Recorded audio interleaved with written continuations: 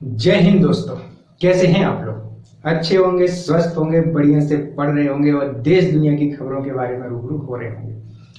दोस्तों, हम अक्सर अपने आसपास ये देखते हैं कि कुछ इस प्रकार की घटनाएं घटती रहती हैं, जैसे चोरी है, हत्या है, लूटपाट है, अपहरण है। इस प्रकार की चीजें हम लोग आसपास देखते रहते हैं अक्सर। तो दोस्तों, एक बात बताओ जरा, इसमें जरा हम एक बात बताइए आप कि जब कभी ऐसी घटना घट जाती है, लड़ाई झगड़े हो जाते हैं, दंगा हो जाता है, फसाद हो जाता है या हत्या हो जाती है, तो हम कहाँ जाते हैं? थाने में जाते हैं। थाने में ही जाते हैं ना, रिपोर्ट लिखाते हैं, थाने में जाते हैं और सारी अपनी आप बीती बताते हैं कि ऐसा ऐसा हुआ था, ये इंडल्ज है इस केस में, ये आरोपी है, ये अभियुक्त है, इस पे ब्लेम लगाया जा रहा है। इतनी सारी चीजें चलती रहती हैं कि चीजें चलती रहती हैं। हम थाने में जाते हैं, हम उसके बाद हम लोग मजिस्ट्रेट के पास जाते हैं, फिर जिला न्यायालय जाते हैं, ये सारा प्रोसेस चलता रहता है। पर कभी आपके मन में ये विचार नहीं आया दोस्तों कि ये जो मामला हुआ है, जो हत्या हुई है हमारे आसपास, जो मर्डर हुआ है, इसके बारे में पता नहीं चल रहा है कि मर्डर हुआ कैसे है, मर्डर किया किसने है और कितने लोग इसमें शामिल थे और उस मर्डर की वजह क्या थी। तो कभी आपके मन में ये विचार आया क्या कि कहीं ऐसा तो नहीं कि पता ही नहीं चल रहा है, इतनी मतलब इन्वेस्टिगेशन हो रही है, तरह तरह की इन्वेस्टिगेशन हो रही है, इसके बावजूद भी हम जान ही नहीं पा रहे कि मतलब मर्डर हुआ कैसे है, किसने किया है, क्यों किया है। तो कभी आपके मन में ये विचार नहीं आया कि चलो इस मामले की जांच ना सीबीआई से करवा लेते हैं? आया कि विचार की नहीं आया कि चलो बहुत हो गया, जब पता ही नहीं चल रहा है कि किसने मर्डर किया, क्यों मर्डर किया, तो इसकी जांच ना हम लोग सीबीआई से करवा लेते हैं।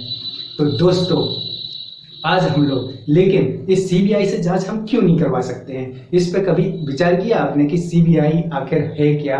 Central bureau of investigation. Central bureau of investigation केंद्रीय अन्वेषण जो एजेंसी है या ब्यूरो है, ये आखिर है क्या? या आपके मन में हमेशा अक्सर मन में विचार आया ही होगा कि यार ये इससे जांच करवा लेते हैं, तो जब सब मामला खुल ही नहीं रहा है, टोटली केस जो है वो क्लोज्ड है, तो क्यों ना हम जाकर के सीबीआई से जांच करवा लें? एक बार मुझसे कोई बोलते थे कि ऐसी ऐसी बात हो गई, यहाँ पे कहीं कोई हत्या हो गई, तो क्यों ना इसको हम सीबीआई से जांच करवा लें, है ना? तो क्यों हम आखिर सीबीआई से जांच नहीं करवा सकते हैं कुछ मामलों की? और आखिर सीबीआई है क्या? सीबीआई का कार्य क्षेत्र क्या है, उसका दायरा क्या है? सीबीआई जो है उसकी पृष्ठभूमि क्या है, उसका गठन कैसे हुआ, कब सीबीआई का जन्म हुआ, कब सीबीआई जो है अस्तित्व में आई, उसका कार्य क्षेत्र क्या है, उसकी पास शक्तियां क्या हैं और वो किन मामलों में जांच पड़ताल कर सकती है, किन मामलों में इन्वेस्टिगेशन कर सकती है। इन्हीं सब टॉपिक पर हम लोग विस्तार से बात करने जा रहे हैं। आज का हमारा टॉपिक है सेंट्रल ब्यूरो ऑफ इन्वेस्टिगेशन, जो बहुत चर्चा में रहती है, आए दिन चर्चा में रहती है। कहीं किसी का इतना सारा करोड़ों का रुपए जो होता है भ्रष्टाचार के आरोप में, वहां खंगाल रही होती है, कहीं कोई इश्यू देख रही होती है, तो सीबीआई आए दिन पेपर के पहले पृष्ठ पर आपको देखने को मिल जाती होगी। तो आज हम लोग समझने का प्रयास करते हैं दोस्तों कि आखिर सेंट्रल ब्यूरो ऑफ इन्वेस्टिगेशन है क्या। आप लोगों का the universe study hub channel में बहुत बहुत स्वागत है, आपके ही चैनल में बहुत बहुत स्वागत है। देखिए दोस्तों, हम इसको देखेंगे, क्रम से देखेंगे।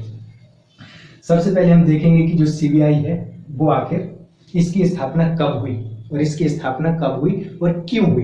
तो इसकी स्थापना जो हुई, वो इसका जो गठन हुआ सेंट्रल ब्यूरो ऑफ इन्वेस्टिगेशन का, वो 1963 में हुआ और एक संधानम समिति बनी थी। उस समिति ने सुझाव दिया था कि एक इस प्रकार की एजेंसी होनी चाहिए। कैसी?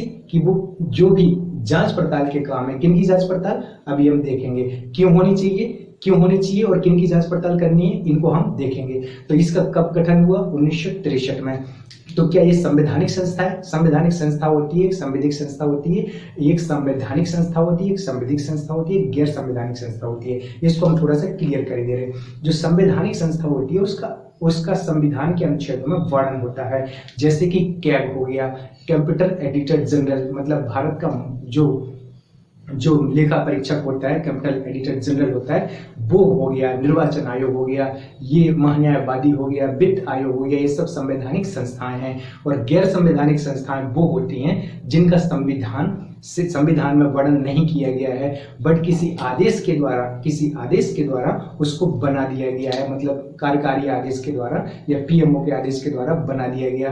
तो ऐसी गैर संवैधानिक संस्थाएं होती हैं, जैसे वर्तमान में आप नीति आयोग को देखते होंगे, तो वो गैर संवैधानिक संस्थाएं हैं। और ये किसी प्रकार से अपसंवैधिक संस्था होती है, जिसको हम स्टैट्यूटरी बॉडी बोलते हैं। वो क्या होती है? वो ऐसी संस्था होती है जिसका संविधान में वर्णन तो नहीं था, लेकिन दोनों सदनों से पास होकर के उस पर मुहर लगा करके राष्ट्रपति की तब वो संस्था बनाई गई है, उसको हम संवैधिक संस्था कहते हैं। जैसे राष्ट्रीय महिला आयोग है ना, बाल अधिकार आयोग, ये कुछ इस प्रकार के संस्थाएं हैं जो संवैधिक हैं और संवैधानिक देख चुके। अब हम लोग ये देख रहे हैं कि जो सीबीआई है वो संवैधानिक संस्था नहीं है। एक गृह मंत्री के आदेश से इसका गठन कब किया गया था? 1963 में किया गया था। किसकी सिफारिश पर किया गया था? संथानम समिति की सिफारिश पर किया गया था। कोई दिक्कत नहीं। इसका मोटो क्या है? सीबीआई का मोटो क्या है? CBI central bureau of investigation का मोटो क्या है? इसका मोटो है उद्यम देखिए, और निष्पक्षता और ईमानदारी। उद्यम, निष्पक्षता और ईमानदारी, इंटीग्रिटी को मेंटेन करके रखना है और इम्पार्शियलिटी को, मतलब पक्षपात नहीं करना है। और इसका गठन ही क्यों किया जा रहा है? ताकि देश में जो है वो करप्शन ना हो सके, संविधान के अकॉर्डिंग चीजें ना हो सकें, आपराधिक गतिविधियों को रोका जाए। अर्थात सीबीआई है क्या? एक जांच एजेंसी है जो केंद्र सरकार के नियंत्रण में रहती है। मतलब केंद्र सरकार के मंत्रालय, जो गृह मंत्रालय है, उसके द्वारा उसको स्वतंत्र प्रभार के रूप में बनाया गया। मतलब कि इसको बनाया गया था कब? 1963 में। वर्तमान में ये क्या है? पेंशन एवं लोक शिकायत मंत्रालय, कार्मिक मंत्रालय के अंतर्गत आता है और वो मंत्रालय पीएमओ के अंडर में रहता है। तो यहाँ तक कोई दिक्कत नहीं है। इसको बनाया क्यों गया? ताकि जो एक केंद्र की एजेंसी है, किसकी है? सेंट्रल ब्यूरो ऑफ इन्वेस्टिगेशन, अर्थात केंद्र सरकार की एजेंसी है। तो क्यों है? इसलिए है।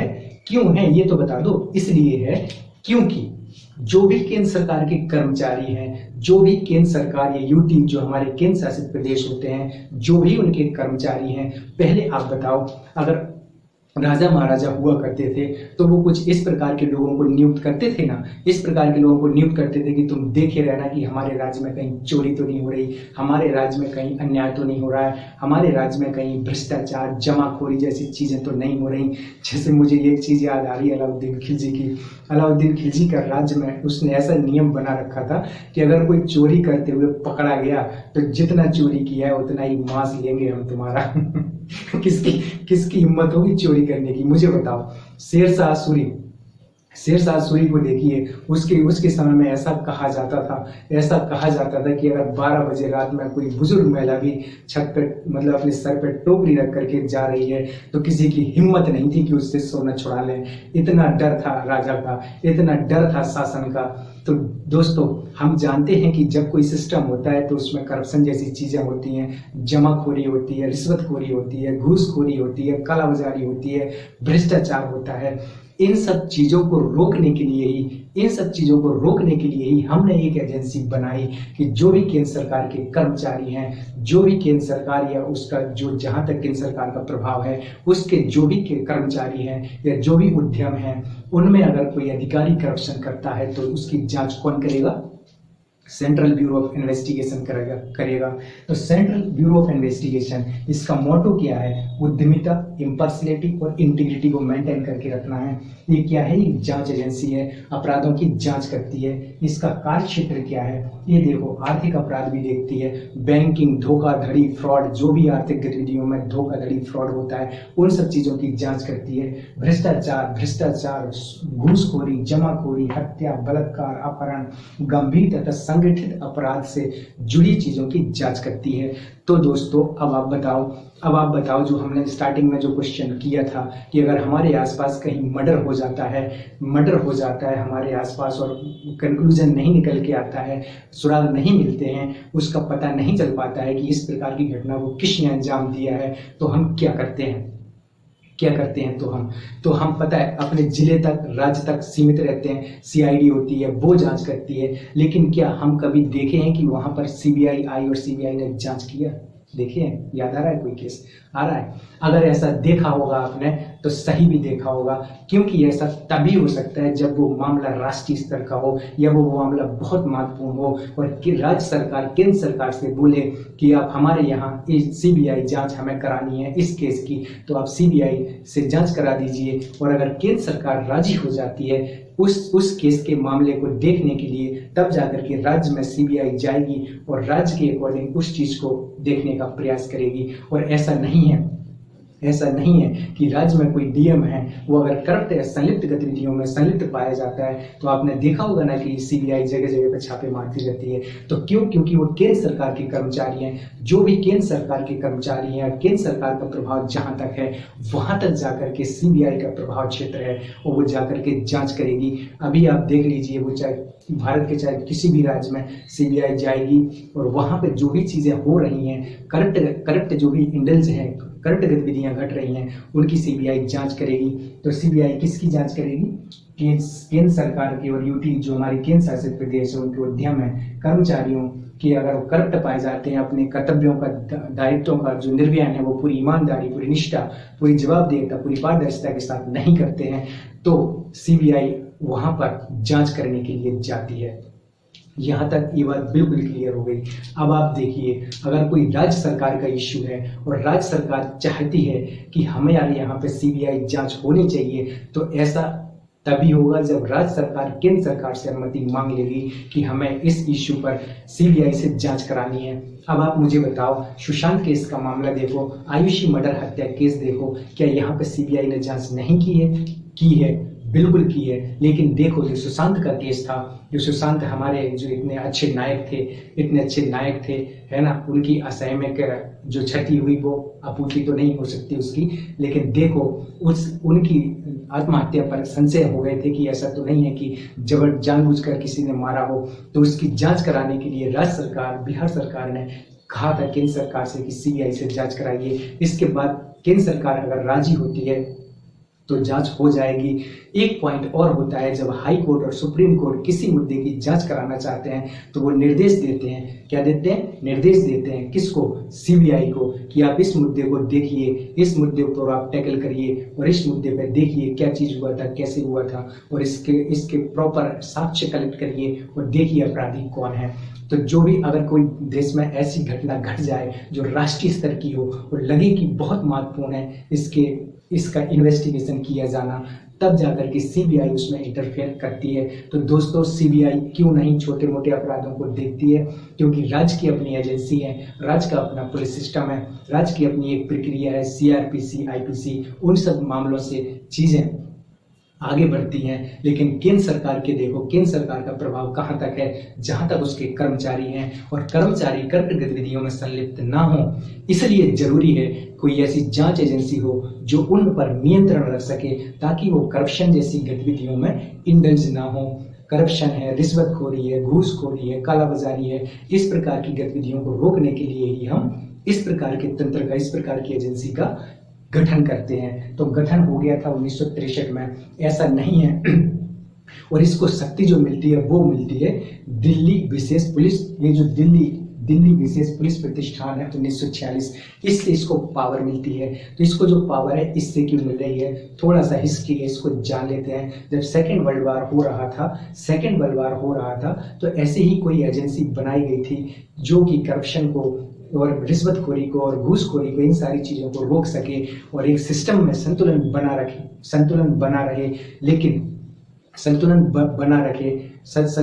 रहे और करप्शन और भ्रष्टाचारी और रिश्वतखोरी ये सब चीजें ना हो।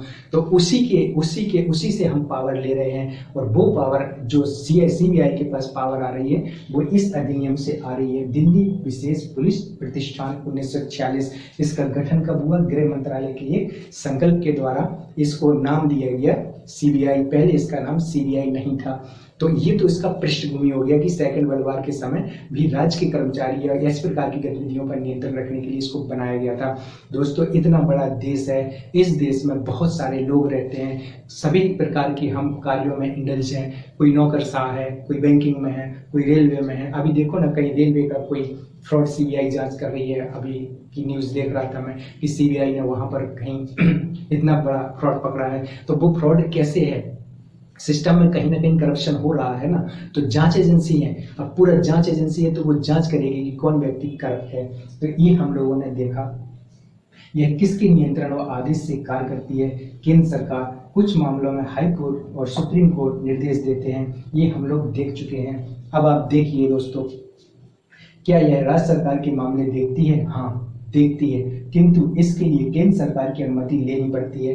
केंद्र सरकार राज्य सरकार से परमिशन लेती है, इसके बाद सीबीआई वहां पर जांच कर सकती है। क्या सीबीआई साधारण लोगों के मामलों को देखती है?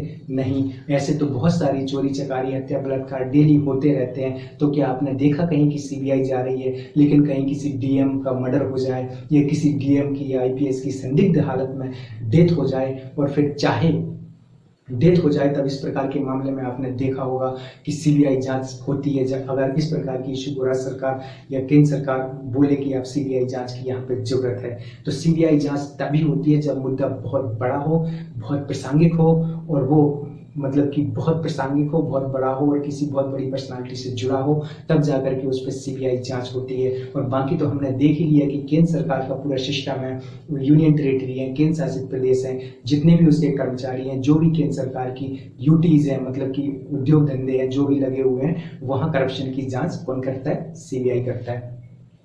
तो ये हमारा पूरा टॉपिक लगभग क्लियर हो गया है। अब आप देखो, सेंट्रल ब्यूरो ऑफ इन्वेस्टिगेशन, ये आप देखेंगे कि हम लोग क्यों जल्दी से सीबीआई की मांग नहीं कर सकते हैं। तो कोई भी राज्य सरकार, जब राज्य सरकार होती है, अगर वहां पे कोई ऐसी घटना घट गई वहां पे कि जहां सीबीआई की जांच की जरूरत है, तो वो केंद्र सरकार से इसकी अनुमति मांगती है।